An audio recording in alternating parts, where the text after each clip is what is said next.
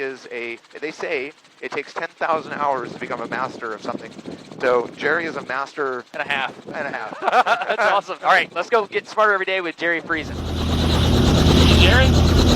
I'm Destin. Nice to meet you. How are you doing? If someone were to say helicopters fall like bricks, what would be your input to the common man? What would you want the normal person to know about helicopters? Well, I would like everyone to know that a helicopter glides nicely like an airplane.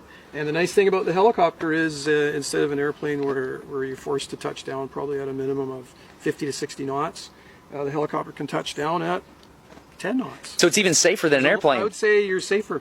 And the reason is, okay, that makes sense, because in order to glide, you have to be moving through the air at a very fast or high rate of speed. Yeah. But in a helicopter, you could do it at almost zero. You picked an open spot.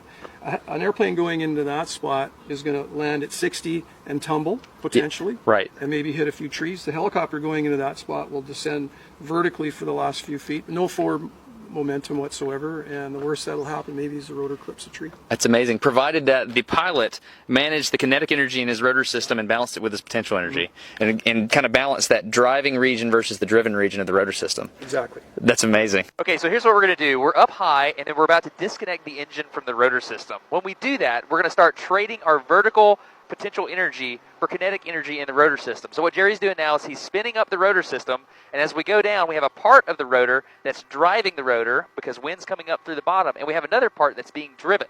Now that part is providing drag. So what we're doing is, as Jerry is adjusting the collective, he is trading off the distance on the driving and the driven region of that rotor. So we're coming down, he's got it spun up really fast, and right here at the bottom, he's going to flare it, and when he flares it, that trades off that kinetic energy in the system into, there we go.